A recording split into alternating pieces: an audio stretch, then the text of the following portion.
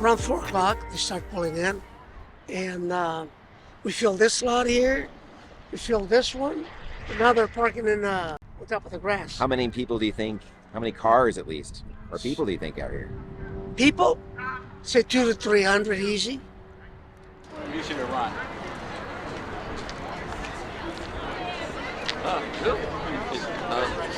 They've got other products other than just chloride in our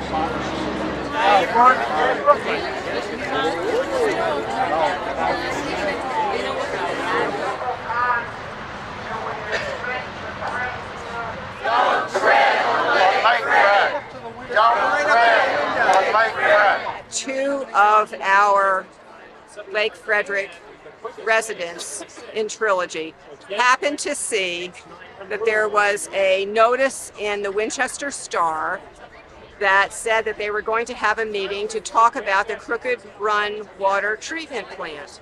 So two independent of our neighbors, without talking to each other, decided to go to the meeting. And what they found out was that Frederick Water has been violating the Clean Water Act since at least 2017, that the Department of Environmental Quality, which is part of our Virginia government, had been working with them and nothing was getting done. And in 2021, the EPA stepped in and said, enough already. You need to clean this mess up. You need to do something. It was supposed to be a public meeting for public input. There was no such thing. They knew exactly what they were going to do. They were surprised that two people showed up. And what they said was they had this formula of exactly how they were going to charge back to the community to pay for this change of this in building this pipeline. A couple of concerns I have is the lack of transparency from the board members that are making these decisions on our behalf. And secondly, their recently created ICSA, Inter-County Service Area. It's only in our subdivision and up 522. There aren't ICSAs in other parts of their district. Kind of seems like we're being targeted. We're here supporting other members of the community to speak out to the Frederick Water Board against the special zone that they created that basically charges us for some improvements that they're trying to make. It impacts a lot of people, limited income, and that it could be more equitably applied if it goes across the entire service area rather than the special zone. People often think of Lake Frederick just as Trilogy, the over 55 community, but there's several other communities in there. There are young families in townhouses. There's another 200 houses outside of the Lake Frederick. In the Trilogy, you've got widows, limited income that are living there as well. Because my bill is going up 38%. My normal bill is between $93 and $105, and now they're putting a $40 increase on that. And that's like 38%. And that's not acceptable.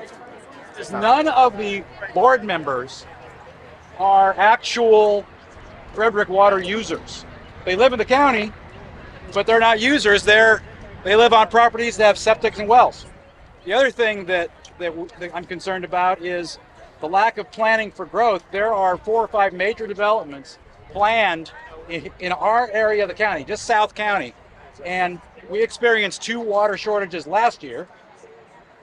And are they going to be able to handle the 3 or 4 new developments that are coming in? I have doubts about that. Are we going to be looking at that? So they're not planning for the future. This pipeline, which we are paying, what, 80% of this pipeline? 85. We calculated 80% of this pipeline will be paid for by Lake Frederick residents, not just Trilogy, but all of Lake Frederick.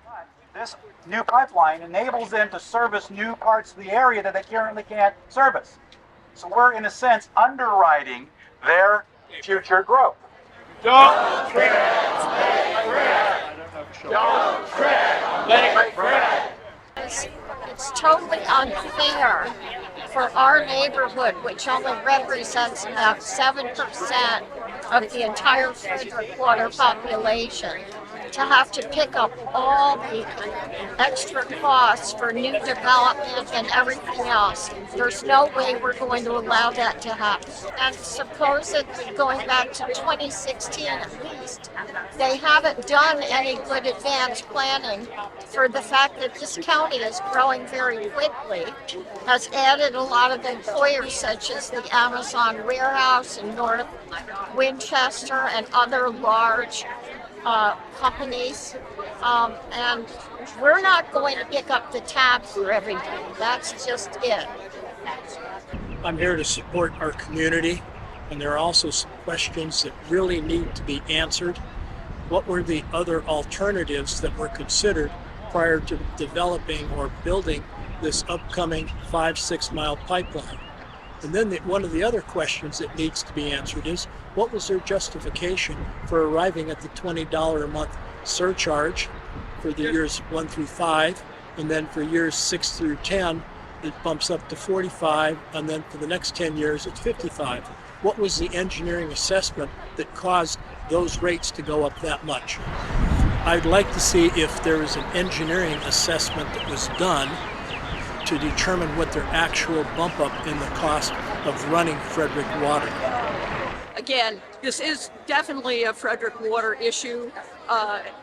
From what I've read, it goes back many years before we moved here, and it really shouldn't be our responsibility to pay for the mitigation. Here!